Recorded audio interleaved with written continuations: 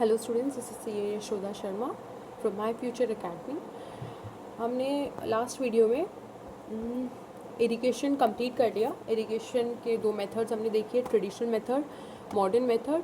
Traditional method में हमने चार देखे, मोट, चेन पम्प, ढेकली एंड राहत। मॉडर्न मेथड में हमने देखे sprinkler system and drip system.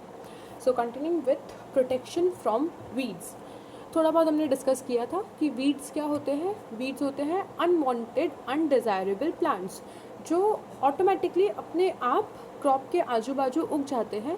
लेकिन वो क्यों अनवांटेड है? सबसे पहले तो हमने वो क्रॉप के लिए कोई मेहनत नहीं की है उनको उगाने के लिए, और वो अनवांटेड इसीलिए है क्योंकि हमने हमारा क्रॉप को ग्रो किया है। क्रॉप को कुछ न्यूट्रिएंट्स चाहिए, वाटर चाहिए, सनलाइट चाहिए, पर अब क्योंकि ये क्योंकि वीड्स क्रॉप के बाजू में उग गए, तो वो वीड्स क्या करेंगे, जो भी सॉइल में न्यूट्रिएंट्स, मिनरल्स और वाटर अवेलेबल है वो वीड्स भी अब्जॉर्ब करेंगे। तो उसकी वजह से क्या होगा, हमारे क्रॉप्स के लिए सारी चीज़ें इनसफिशिएंट हो जाएगी। साथ ही साथ सनलाइट भी अब्जॉर्ब करेंगे, पर ठीक है, सनलाइट का इतना वो हम डिफरेंस नहीं लेंगे। पर जो वीड्स होते हैं वो काफ़ी सारे न्यूट्रिएंट्स और सारी चीज़ों को एब्जॉर्ब कर लेंगे, जिसकी वजह से हमारे क्रॉप्स के पास सभी चीज़ इनसफिशिएंट हो जाएगी। इसीलिए हम इन वीड्स को अनडिज़ायरेबल प्लांट्स बोलते हैं। It is important to remove weeds. क्यों? ये हमने देख लिया, as there are also plants and which require nutrient, water and sunlight, so they compete with the crops for the resources. Okay, the process of removing weed is called weeding. और जो हम पूरा process use करते हैं, कोई भी process, suppose हम weeds को हैंड से रिमूव कर रहे हैं या कोई भी दूसरी चीज़ से रिमूव कर रहे हैं, तो उस पूरे प्रोसेस को बोलते हैं वीडिंग। इसके भी दो मेथड है, traditional method, modern method. Traditional method में आता है रिमूविंग वीड्स फ्रॉम हैंड्स और खुरपी, जिसमें कि हम हैंड से वीड्स, अगर बहुत कम वीड्स उगे हुए होते हैं तो हम हैंड से ही रिमूव कर लेते हैं, या फिर हम ये खुरपी इंस्ट्रूमेंट है वो यूज़ करते हैं वीड्स को रिमूव करने के लिए। ठीक है, लेकिन दोनों भी, हैंड से रिमूव करना और खुरपी से रिमूव करना, दोनों ही बहुत ज़्यादा टाइम कंज्यूमिंग है एंड लेबर कंज्यूमिंग है, क्योंकि अगेन इतनी बड़ी फील्ड है, उस पर अगर हम हैंड से रिमूव करने जाएंगे तो बहुत ज़्यादा टाइम लग जाएगा और वो टाइम एक तरीके से वेस्ट ही होगा। लेकिन अब मॉडर्न मेथड में हम किस तरीके से रिमूव कर सकते हैं, यूजिंग वीडिसाइड्स एंड हर्बिसाइड्स। ये कुछ केमिकल्स हैं जो हम पूरे फील्ड पे अगर डाल देते हैं तो जो भी वीड्स होती है वो सारी निकल जाती है। तो वो हो गए केमिकल्स, वीडिसाइड्स एंड हर्बिसाइड्स। तुम्हारी बुक्स में एक एग्जांपल दे रखा है 2,4-D, जो कि एक तरीके का वीडिसाइड है।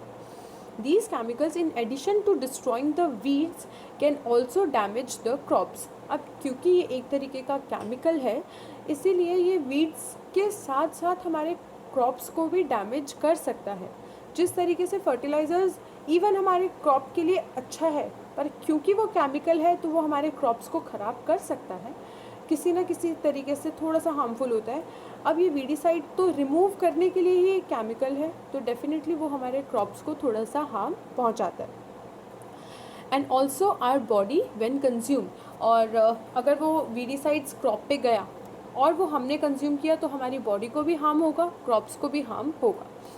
तो देखो, दो ट्रेडिशनल मेथड अभी तक हमने देखा है। दो ट्रेडिशनल मेथड थोड़ा टाइम कंज्यूमिंग और लेबर कंज्यूमिंग होते हैं, पर उनके कोई साइड इफ़ेक्ट्स नहीं होते हैं। लेकिन अभी जो मॉडर्न, अभी जो भी हम मेथड्स यूज़ करते हैं वो टाइम कंज्यूमिंग नहीं होते, पर उनके कहीं ना कहीं कुछ ना कुछ साइड इफ़ेक्ट्स ज़रूर होते हैं। ठीक है, यहाँ पर हो गया हमारा विडिंग। अब होता है हार्वेस्टिंग। हमने क्या किया, प्रिपरेशन ऑफ सॉइल किया, सोइंग किया, हमने मैन्योर एंड फर्टिलाइजर्स डाला, हमने वीड्स को हटा दिया। अब फाइनली हमारे क्रॉप्स उग चुके हैं, मेच्योर हो चुके हैं। मेच्योर मतलब फाइनली वो स्टेज पे आ चुके हैं कि हम उनको निकालें।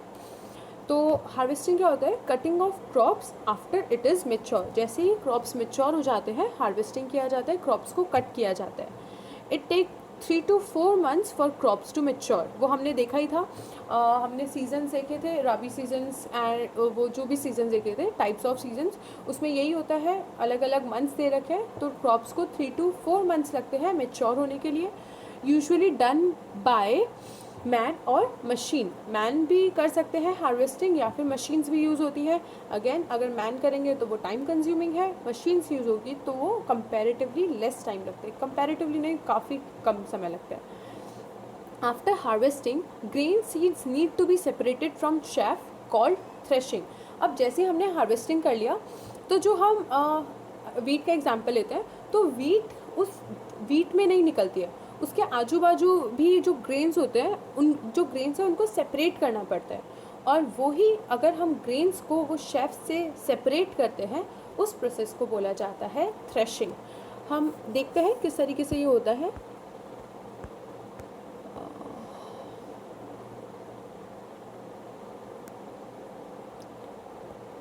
थ्रेशिंग की कोई यहाँ पे इमेज नहीं है, पर ठीक है, जो पूरी की पूरी जिसके अंदर हमारे ग्रेन्स रहते हैं, उसके आजू बाजू कुछ और भी रहता है, वो होते हैं शेफ, उसको बोलते हैं, तो उसको रिमूव करने को बोला जाता है थ्रेशिंग। ना एक और चीज़ आती है winnowing. Separating of grain and chaff at small scale is called winnowing. ठीक है, सो जब भी थ्रेशिंग स्मॉल स्केल पे होती है तब उसको बोलते हैं विनोइंग। ठीक है, नाउ कमिंग, एक सेकेंड, हार्वेस्टिंग कंप्लीट हो गया। हार्वेस्टिंग में क्या है, जब भी क्रॉप मेच्योर हो जाता है, क्रॉप को कटिंग किया जाता है। क्रॉप को मेच्योर होने में 3-4 मंथ्स लगते हैं, और जो हार्वेस्ट होता है वो या फिर तो मैन के थ्रू होता है या फिर मशीन्स के थ्रू होता है। अब क्रॉप कट तो हो गया, पर उसके अंदर से, क्रॉप के अंदर से ग्रेन्स निकालने पड़ते हैं, तो removing of grain from the chaff is known as threshing. और जब ये थ्रेशिंग स्मॉल स्केल पे होती है, स्मॉल लैंड पे होती है, तब उस थ्रेशिंग को बोलते हैं विनोइंग। ठीक है, अब इतने सारे ग्रेन्स हमने निकाल लिए हैं।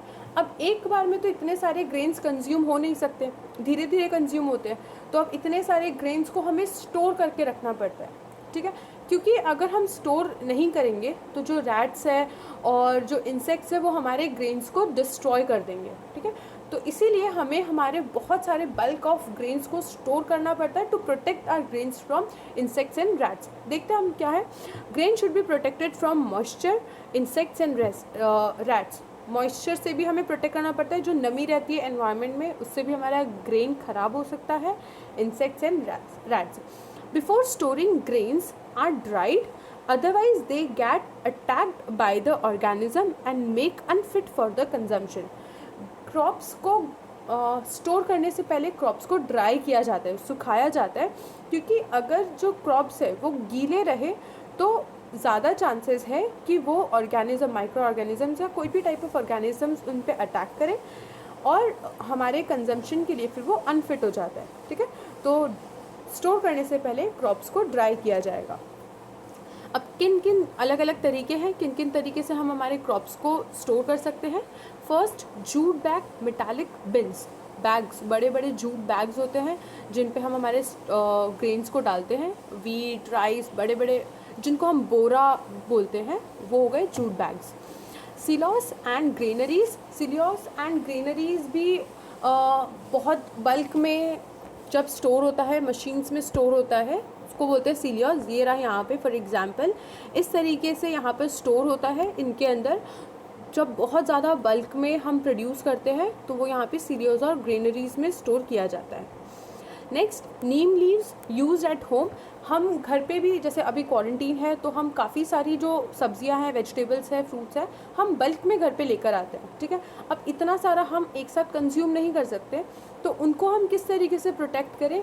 नीम लीव्स से हम हमारे फ्रूट्स एंड वेजिटेबल्स को प्रोटेक्ट कर सकते हैं, क्योंकि नीम लीव्स अगर होती है तो वहाँ पे आजू बाजू इंसेक्ट्स नहीं आते हैं। नीम लीव्स बहुत खारी होती है, तो अगर हम हमारे फ्रूट्स एंड वेजिटेबल्स को नीम लीव्स के आजू बाजू रखते हैं तो वो फिर अटैक नहीं होते बाई माइक्रो ऑर्गेनिजम्स।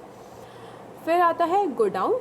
गोडाउन भी बड़े बड़े रूम्स होते हैं, बड़े बड़े स्पेस होती है जहाँ पर हम ये जूट बैग्स और इनमें हम हमारे ग्रेन्स को रख सकते हैं for large quantities. Okay, chemicals to protect them from pest and microorganisms. हर जगह पे आजकल केमिकल्स यूज़ होने लगे, तो अब स्टोरेज में भी हम केमिकल्स, जैसे हम घर पे नीम लीव्स यूज़ करते हैं, वैसे अगर बड़े बड़े गोडाउंस वगैरह में माइक्रो ऑर्गेनिजम्स और पेस्ट से प्रोटेक्ट करना है तो वहाँ पर केमिकल्स यूज़ होते हैं to protect from pest and microorganisms. Okay, यहाँ पे हमारा ख़त्म होता है storing. Coming to next is animal husbandry.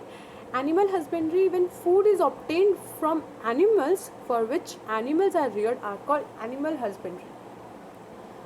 Farming क्या होता है? जब हम हमारे फूड को फील्ड से, प्लांट्स से हम हमारा फूड ऑब्टेन करते हैं तो उसको बोलते हैं फार्मिंग। जब हम हमारा फूड एनिमल से ऑब्टेन करते हैं, जैसे एग हो गया, मिल्क हो गया, मीट हो गया, ये सारी चीज़ें, तो ये हम एनिमल से ऑब्टेन करते हैं, तो इसको बोलते हैं animal husbandry, when food is obtained from animals. ठीक है, और उसके लिए हमें क्या करना पड़ेगा, एनिमल को रियर करना पड़ेगा, एनिमल की सारी रियरिंग करनी पड़ेगी और उससे हमारा फूड ऑब्टेन होगा, तो वो हो गया हमारा animal husbandry. These animal have, एक second, These animal have to be provide with proper food, shelter and care। अब क्योंकि जब हम फार्मिंग करते हैं तब भी हम हमारे लैंड को पूरा मैन्योर, फर्टिलाइज़र्स, हम सभी चीज़ का ध्यान रख रहे हैं, हम वीड्स को रिमूव कर रहे हैं, हम पूरा प्रॉपर सनलाइट का ध्यान रख रहे हैं, इरिगेशन का ध्यान रख रहे हैं। तो जब हम एनिमल से फूड लेंगे तब हमें उनका भी ध्यान रखना पड़ेगा, उनको प्रॉपर फूड मिले। अगर उनको प्रॉपर फूड मिलेगा तो उनसे फिर हमें प्रॉपर फूड मिलेगा। उनके शेल्टर का, कि उनका पूरा शेड लगवाना, उनको ज़्यादा धूप नहीं लगे, और इस तरीके से पूरा उनकी केयर की जाती है। और प्रॉपर केयर, जब हम एनिमल हस्बेंड्री करते हैं तो ये सारी चीज़ों का हम ध्यान में रखते हैं। एनिमल हस्बेंड्री बहुत ही छोटा टॉपिक दे रखा है तुम्हारे बुक्स में, पर इन शॉर्ट जब हम फूड एनिमल से ऑब्टेन करते हैं उनकी प्रॉपर पूरी केयर करनी पड़ती है और उसको बोलते हैं एनिमल हस्बेंड्री। ठीक है, तुम्हारे मैं डाउट्स सभी के ले चुकी हूँ, उसके बावजूद भी अगर कोई डाउट्स आते हैं तो मुझे आज कल तक में अपने सारे डाउट्स भेज देना। वन मोर थिंग, यहाँ पर आई वॉन्ट यू ऑल कि ये सारे जो ऑब्जेक्टिव्स है, एक्सरसाइज के जो भी क्वेश्चंस है, objectives match the followings and जो भी क्वेश्चन आंसर्स वगैरह है, वो अपने अकॉर्डिंग सभी को लिखने हैं और व्हाट्सएप ग्रुप में शेयर करना है। ठीक है, जहाँ पर भी इसके अंदर भी डाउट हो तो you can any time ask.